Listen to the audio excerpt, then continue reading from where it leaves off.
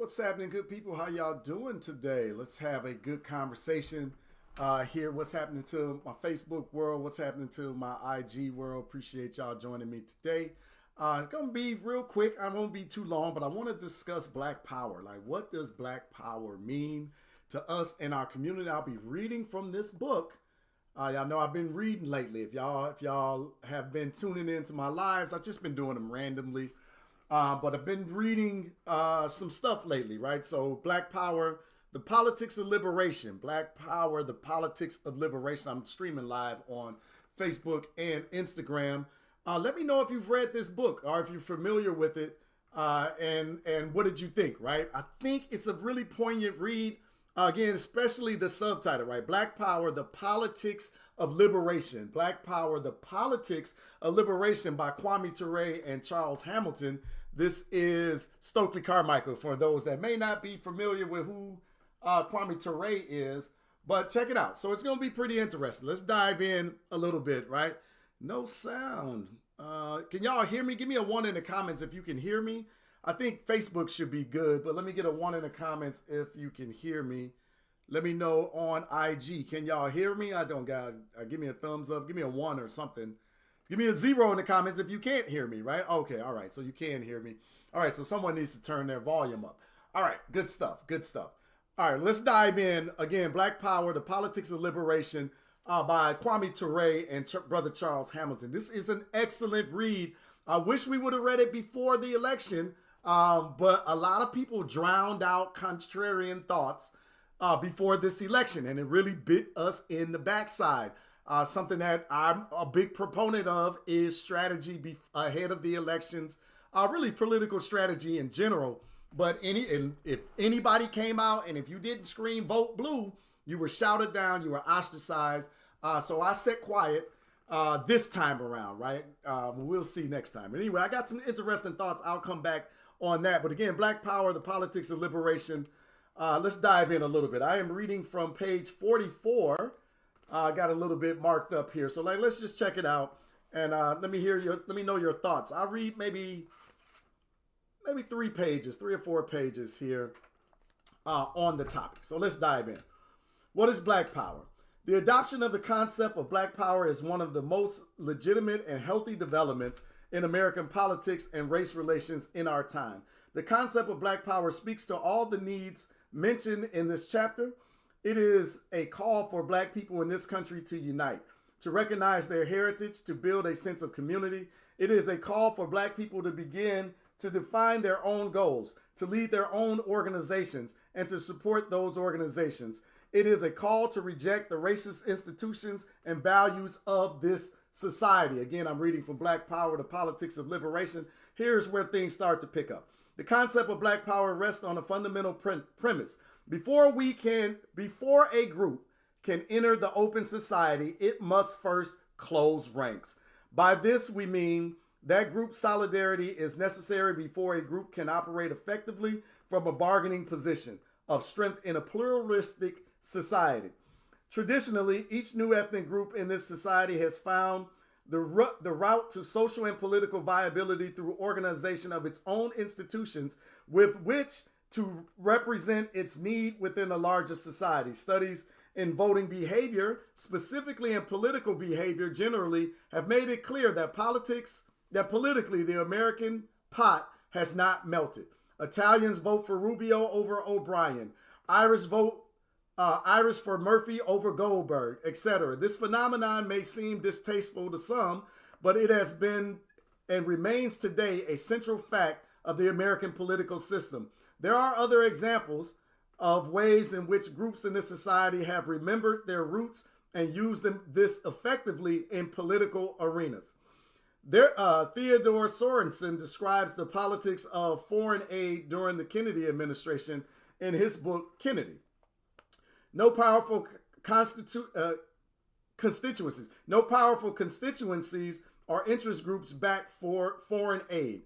The Marshall Plan at least had appealed to Americans who traced their roots to the Western Europe nations aided. But there was a few voters who identified with India, Colombia, and other places. The extent to which Black Americans can do trace their roots to Africa, to the extent will they be able to be more effective on the political scene. A white reporter set forth this point in other terms when he made the following observation about white Mississippi's manipulation of the anti-poverty program. Hold on, let me dig into this. The war on poverty has been predicated on the notion that there is such a thing as community, which can be defined geographically and mobilized for a collective effort to help the poor. This theory has no relationship to reality in the Deep South. In every Mississippi county, there are two communities. Despite all the pious platitudes of the moderates on both sides, these two communities habitually see their interests in terms of their conflict rather than cooperation. Only when the Negro community can muster enough political, economic, and professional strength to compete on somewhat equal terms will Negroes believe in the possibility of true cooperation and whites accept its necessity. En route to the integration, the Negro community needs to develop a greater independence, a chance to run its own affairs and not cave whenever the man barks. Or so it seems to me and to most of the knowledgeable people with whom I talk in Mississippi that OEO, I'm not sure what that is. This judgment to OEO, this judgment may sound like black nationalism. Again, I'm reading from Black Power, The Politics of Liberation by Kwame Ture and Charles Hamilton. We're going to get into the good stuff now, right? Let's dive in a little bit further. The point is obvious. Black people must lead and run their own organizations. Only black people can convey the revolutionary idea, and it is a revolutionary idea that black people are able to do things themselves. Only they can help create in this community and arouse and continuing black consciousness that will provide the basis for political strength. In the past, white allies have often furthered white supremacy without the whites' involvement. Excuse me, let me back up. In the past, white allies have often furthered white supremacy without the whites involved realizing it or even wanting to do so. Black people must come together and do things for themselves. They must achieve self-identity and self-determination in order to have their daily needs met. Black power means, for example, that in Loudoun County, Alabama, a black sheriff can end police brutality. A black tax assessor and tax collector and county board of revenue can lay, collect, and channel tax monies for the building of better roads and schools serving black people. In such areas as Loudoun County, where black people have a majority, they will attempt to use power to exercise control. This is what they seek, control. When black people lack majority, when black people lack majority, black power means proper representation and sharing of control. It means the creation of power bases, of strengths, from which black people can press to change the local and or nationwide patterns of oppression instead of from weakness. It does not mean merely putting black faces into office. I think that's a really important point. It does not mean merely putting black faces into office. Black visibility is not black power. Most of the black politicians around the country today are not examples of black power. The power must be that the power must be that of a community, emanate from there. The black politicians must start from there. The black politicians must stop The black politicians must stop being representatives of the downtown machine. Whatever the cost might be in terms of lost patronage and holiday handouts. Black power recognizes it must recognize the ethnic basis of American politics as well as the power-oriented nature of American politics. Black power therefore calls for black people to consolidate behind their own so that they can bargain from a position of strength. But while we endorse the procedure of group solidarity and identity for purpose of attaining certain goals in the body politic, this does not mean that black people should strive for the same kind of rewards, i.e. results, obtained by the white society. The ultimate values and goals are not domination or exploitation of other groups, but rather an effective share in total power of the society.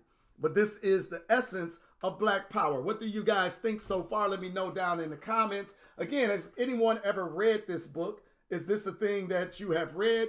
Black Power, The Politics of Liberation by Kwame Ture and Brother Charles Hamilton. Again, you may not know that name. Kwame Ture is Stokely Carmichael, right? He is right here on my wall behind me here.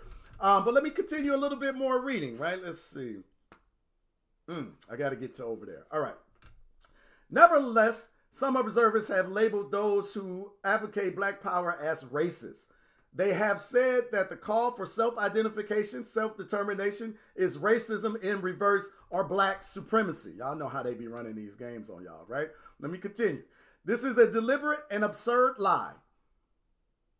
I'm going to read that again. This is a deliberate and absurd lie. There is no analogy by any stretch of definition or imagination between the advocates of Black Power and white racists.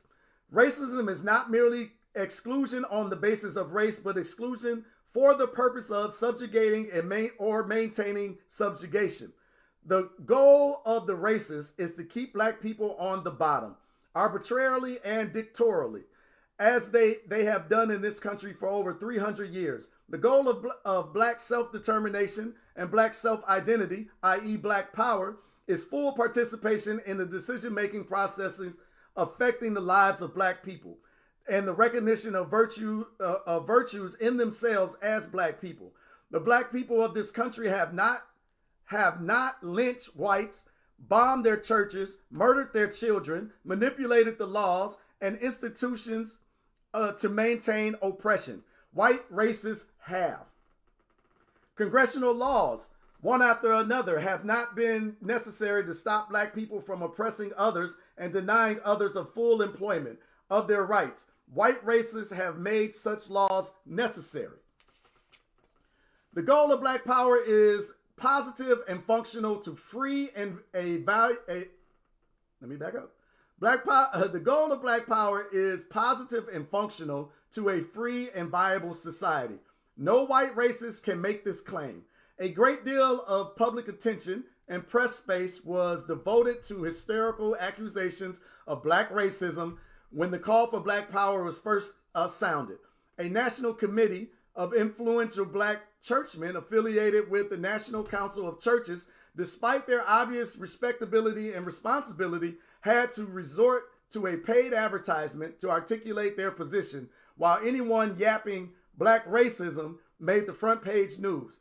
In their statement, published in the New York Times, July 31st, 1966, churchmen said, "We, an informal group of Negro churchmen in America, are deeply disturbed about the crisis brought upon our community by historic distortions of important human realities and the controversy about Black Power. What we see shining through the various rhetoric is not anything but new, but the same old problem of power and race, which has faced our beloved community since 1619. The conscience of black men is corrupted because having no power to implement the demands of conscience and the concern for justice in the absence of justice becomes a chaotic self-surrender. Powerlessness breeds a race of beggars. We are faced with a situation where powerless consciousness meets a conscienceless power, threatening the very foundations of our nation. We deplore the overt violence of riots, but we feel it is more important to focus on the real source of these eruptions. These sources may be embedded inside of the ghetto, but their basic cause lies in the silent and covert violence which middle-class America inflicts upon the victims of the inner society. In short, the failure of American leaders to use American power to create equal opportunity in the life as well as the law. This is the real problem, and not the anguished cry for Black power. without the capacity to participate with power, i.e. to have some organized political economic strength to really influence people with whom one interacts, integration is not meaningful. America has asked the Negro citizen to fight for the opportunities as individuals, where at certain points in our history, what we have needed most has been an opportunity for a whole group, not just for a select few of approved Negroes. We must not apologize for the existence of this form of group power. We have been oppressed as a group, not as individuals. We will not find our way out of that oppression until both we and America accept the need for Negro Americans, as well as Jews, Italians, Poles, and white Anglo-Saxon Protestants, among others, to have and to wield group power. Again, I'm reading from Black Power, The Politics of Liberation by Kwame Ture and Charles Hamilton. Let me know your thoughts in the comments as I go on. I'm going to continue because things heat up a bit more, right? I got so many notes in this book. This is an excellent read. Again, if we're going to increase our political understanding, our political intelligence to move better in our community, in this country, then we're going to have to get politically savvy, right? This screaming, yelling, hey, you got to vote blue, you got to vote blue, you got to vote blue, and not really having a plan to move forward beyond that is not sustainable. It hasn't been. I was just recently listening to Malcolm X, Brother El Hajj Malik Shabazz, The Ballot or the Bullet. I want you to listen to that too. And please hear me clearly. I'm not advocating that you vote that you vote Republican. I'm not advocating that you vote for a third party. I'm advocating that you educate yourself on how politics work in this country, how it works. It don't just work screaming vote for a particular party and shouting down everyone else that has an alternative idea, that has an alternative strategy. We need to listen, learn, and grow. Let me continue reading, though. Get back to what I came to do on this particular case. It is a commentary on the fundamental racist nature of this society that the concept of group strength for Black people must be articulated, not to mention defended. No other group would submit to being led by others. Italians do not run the Anti-Defamation League. Italians do not run the Anti-Defamation League. Irish do not chair Christopher Columbus societies. Yet when Black people call for Black run and all Black organizations, they are immediately classed in the category with the Ku Klux Klan. This is interesting and ironic, but by no means surprising. The society does not expect Black people to be able to take care of their business, and there are many who prefer it precisely this way. Some of them look like you, right? In the end, we cannot and shall not offer any guarantees that Black power, if achieved, would be non-racist. No one can predict human behavior. Social change always has unanticipated consequences. If Black racism is what the larger society fears, we cannot help them. We can only state what we hope will be the result, given the fact that the present situation is unacceptable and that we have no real alternative but to work for Black power. The final truth is that white society is not entitled to reassurances, even if it were possible to offer it to them. My notes in the comments say this is honest and basically saying bump your fears, right?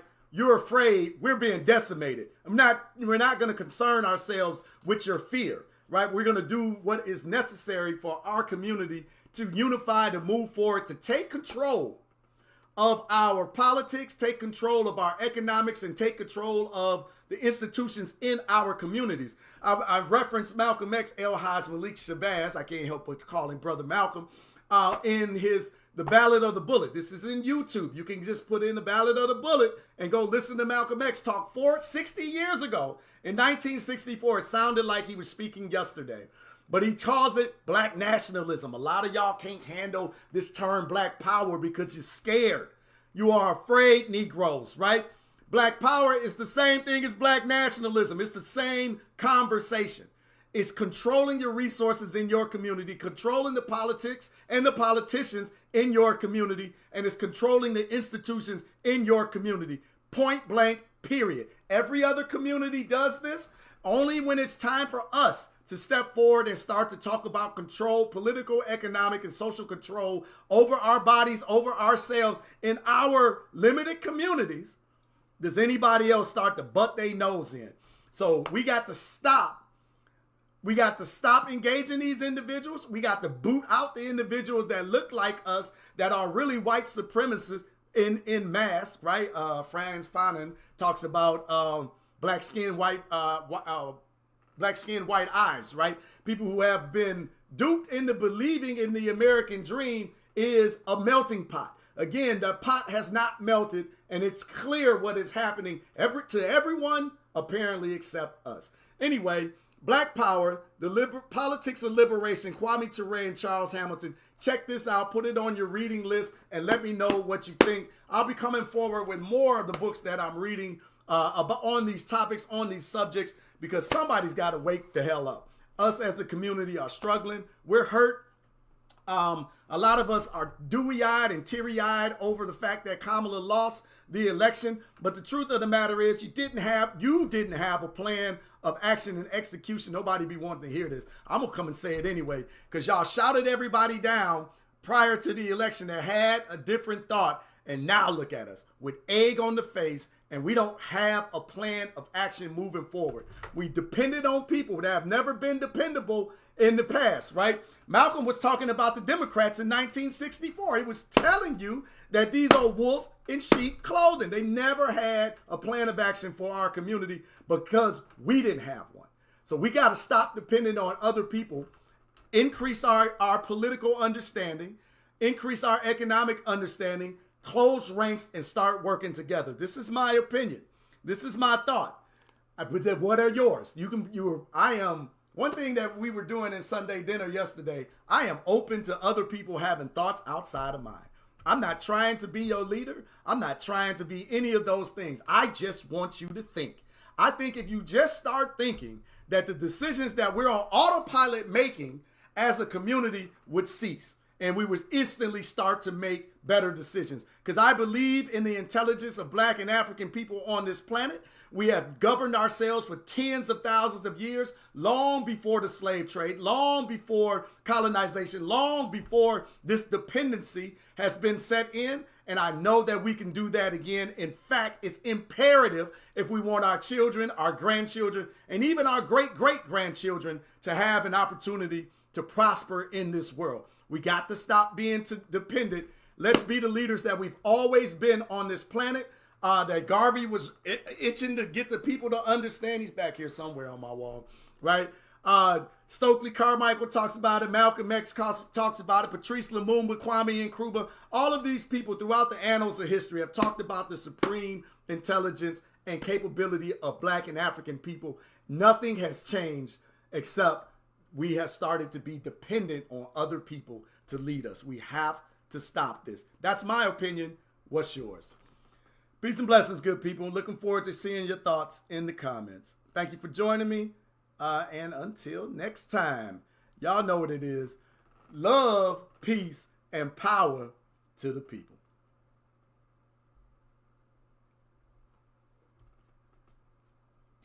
Oh, we got some comments over here. Y'all was in it with me. Okay. Can you please list the book and the author so that I can find it? Yeah, so we got Black Power, again, The Politics of Liberation by Kwame Ture and Charles Hamilton. I think I mentioned it a couple of times, so hopefully y'all got that. Yeah, all right. I see y'all comments. I'll come back and check into the comments to see what y'all are thinking, see if we can bounce some additional ideas and growth. But peace and blessings, everybody. Thanks for joining me again. Love, peace, and power to the people.